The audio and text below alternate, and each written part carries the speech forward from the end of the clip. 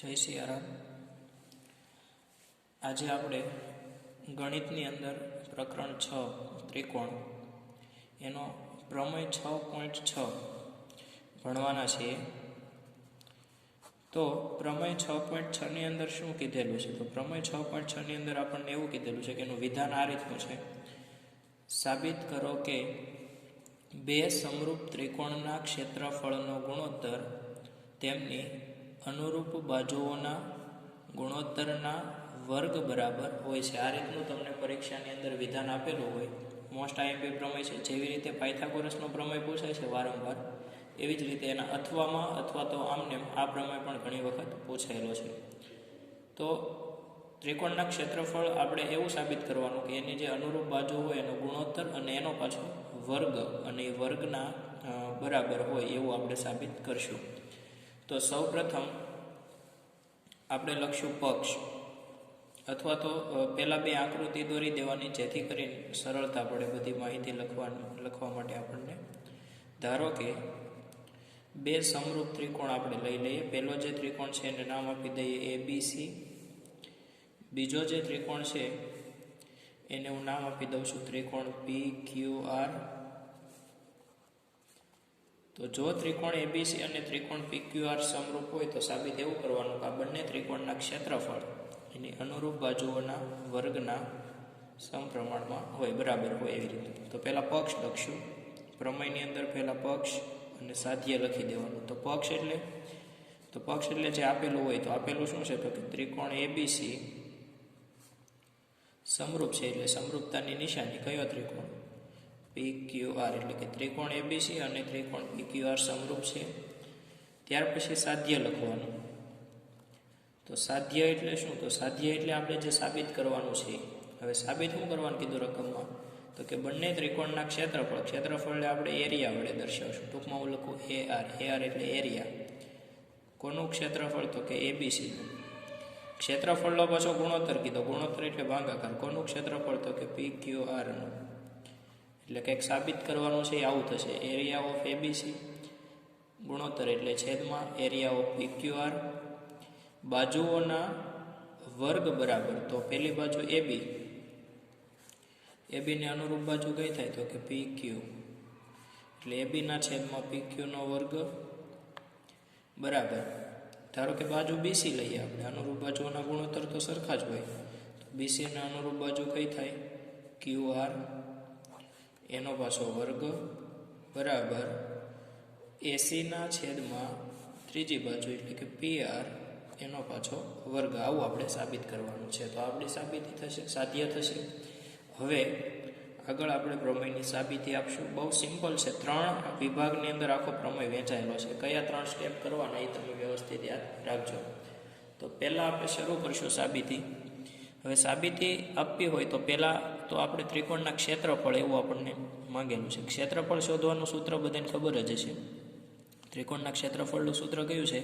તો કે 1/2 ગુણ્યા પાયો ગુણ્યા વેધ. બરાબર. આમાં વેધ આપેલા નથી, એટલે પહેલું કામ આપણે વેધ દોરવાનું. તો પહેલાં હું એમાંથી જે ત્રિકોણનો પાયો છે BC એના ઉપર વેધ દોરી અને નામ M આપી દઉં. બીજો જે ત્રિકોણ છે PQR એમાં પાયો છે QR ઉપર વેધ દોરી અને નામ N આપી દઉં. બરાબર. એટલે AM અને PN એ શું થશે? વેધ.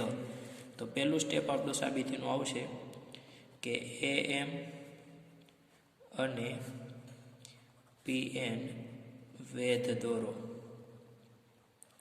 હવે જેવા તમે વેધ દોરશો એટલે ખબર પડશે કે અહીં જે ખૂણા બને એ કાટખૂણા બને. વેધનો અર્થ 90 અંશના ખૂણે છે તો રેખાખંડ, એટલે એ બંને ખૂણા કાટકોણ બન્યા. તો આ પહેલું થઈ ગયું, વેધ દોરાઈ ગયા. બરાબર. હવે આપણે શું કરશું? તો કે ત્રિકોણ ABC અને ત્રિકોણ PQR કેવા છે? તો કે સમરૂપ છે. એવું પહેલાં આપણને રકમમાં જ કહી દીધું. જો ત્રિકોણ સમરૂપ હોય તો. બરાબર. તો જો એ બંને ત્રિકોણ સમરૂપ હોય તો અનુરૂપ બાજુઓના ગુણોત્તર પણ સમરૂપ થાય. અનુરૂપ બાજુ એટલે કઈ? તો કે AB એને અનુરૂપ બાજુ કઈ થાય? PQ. એટલે હું આવું લખીશ, AB ના છેદમાં PQ બરાબર BC. તો BC ને અનુરૂપ બાજુ કઈ થશે? તો કે QR બરાબર AC. તો એસીને અનુરૂપ બાજુ કઈ થાય તો કે PR, બરાબર. અને આપણે નામ આપી દઈએ સમીકરણ નંબર 1. આની આગળ જરૂર પડશે. હવે શું કરવાનું, તો આ જે સમીકરણ આવ્યું એ બધાને બે બાજુ વર્ગ કરી દેવાનું. બંને બાજુ વર્ગ કરતા. વર્ગ શું કામ કરવાનો, તો એ પણ આપણને ખબર હોવી જોઈએ કે સાધ્ય જે છે આપણું એની અંદર આપણી પાસે વર્ગ માગેલા છે. વર્ગના બરાબર હોય એવું કીધું, ગુણોત્તરના વર્ગના બરાબર. તો આની બે બાજુ હું વર્ગ કરી દઈશ એટલે આવું થશે. એબીના છેદમાં PQ એનો વર્ગ બરાબર BCના છેદમાં QR એનો પણ વર્ગ બરાબર ACના છેદમાં PR એનો પણ વર્ગ. આને આપણે નામ આપીશું સમીકરણ નંબર 2. એટલે સુધી પહેલાં ખાસ સમજી લેજો. પહેલાં શું કરવાનું, તો કે અનુરૂપ બાજુઓના ગુણોત્તર લઈ લેવાના, પછી એને વર્ગ કરવાના. પહેલું સ્ટેપ પૂરું તમારું. હવે બીજું સ્ટેપ લેવાનું. હવે બીજા સ્ટેપની અંદર શું થાય, તો નવા બે ત્રિકોણ બને. જુઓ તમે અહીંથી વેધ દોરો AM અને PN, એટલે એક ત્રિકોણ અહીંયા બન્યો AMB. કયો ત્રિકોણ? AMB. અને અહીંયા કયો બન્યો? PNQ. કયો બન્યો? PNQ. એટલે હવે આ બે ત્રિકોણ લેવાના, AMB અને PNQ. તો હવે હું લઈશ ત્રિકોણ AMB અને ત્રિકોણ PNQ પરથી. આ બંને ત્રિકોણ ઉપરથી આપણે શું સાબિત કરવાનું છે, તો કે આ બે ત્રિકોણ એકરૂપ છે એવું આપણે સમરૂપ છે. ત્રિકોણ AMB અને ત્રિકોણ PNQ સમરૂપ છે એવું સાબિત કરવું છે. તો એ સમરૂપ છે એવું સાબિત કરવું હોય તો આપણને ખબર જ છે ખૂણો B બરાબર ખૂણો Q થાય. શું કામ થાય, તો જુઓ તમે રકમમાં કીધું જ હતું કે આ બંને ત્રિકોણો સમરૂપ છે. તો ખૂણો B એને અનુરૂપ ખૂણો કયો? Q. એ સરખા જોવાના છે, બરાબર. બીજું કે અહીંયા ખૂણો M છે તો અહીંયા ખૂણો કયો છે? AN. આ બંને ખૂણા કાટખૂણા છે. બંને ખૂણા કેવા છે? કાટખૂણા. કેમ કે આ વેધ છે, બરાબર. તો એ બંને ખૂણા કાટકોણ છે એવું દર્શાવવાનું.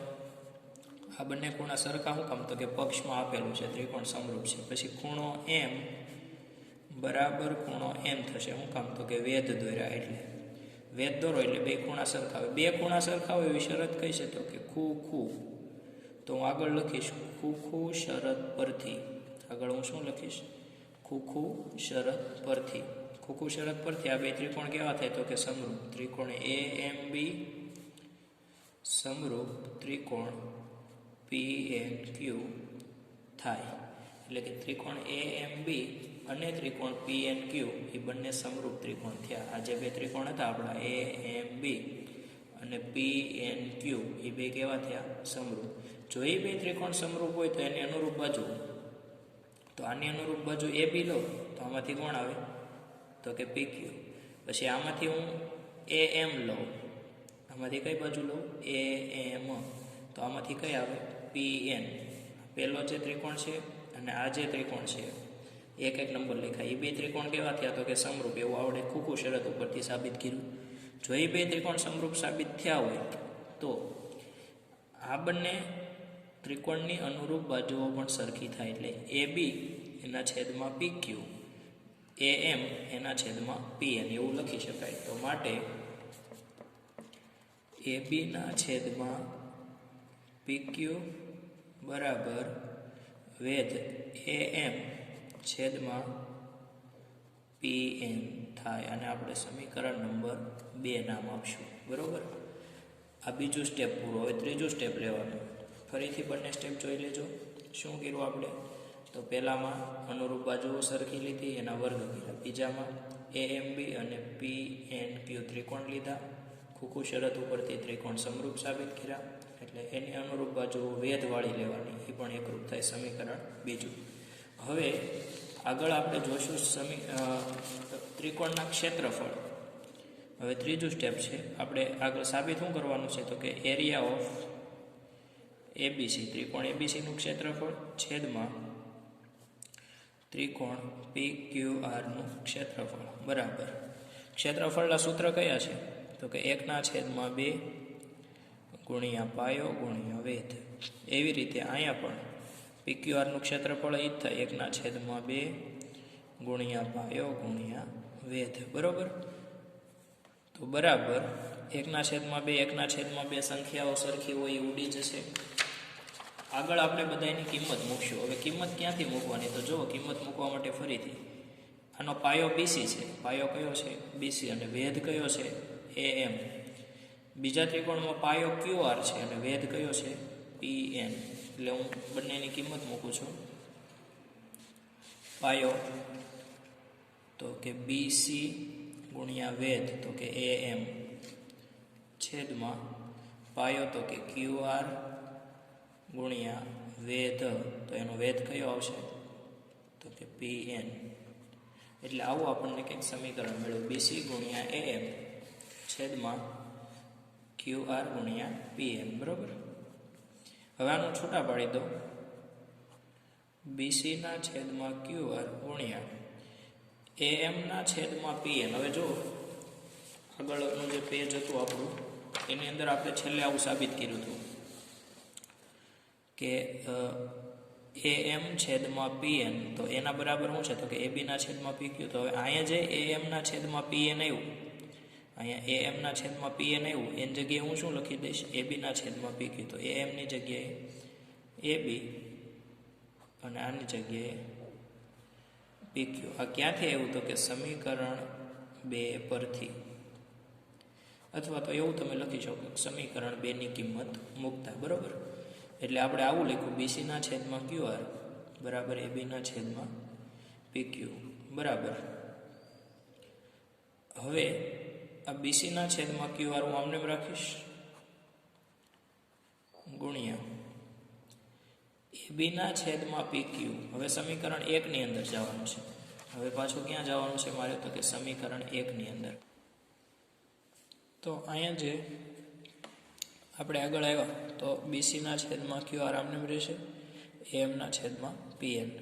આ એમના છેદમાં પીએનની કિંમત આપણે ક્યાંથી મૂકી? તો કે સમીકરણ 2માંથી. હવે જુઓ, તો બીસીના છેદમાં ક્યુઆર આમને રહેશે અને એબીના છેદમાં જે પીક્યુ છે, તો આ એબીના છેદમાં પીક્યુ એની કિંમત આપણે ફરીથી પાછા સમીકરણ 1માંથી મૂકશું. તો સમીકરણ 1 આપણું અહીંયા હતું, એબીના છેદમાં પીક્યુ બરાબર શું છે? તો કે બીસીના છેદમાં ક્યુઆર. તો અહીંયા જે એબીના છેદમાં પીક્યુ છે એની જગ્યાએ પાછું હું શું મૂકી દઈશ?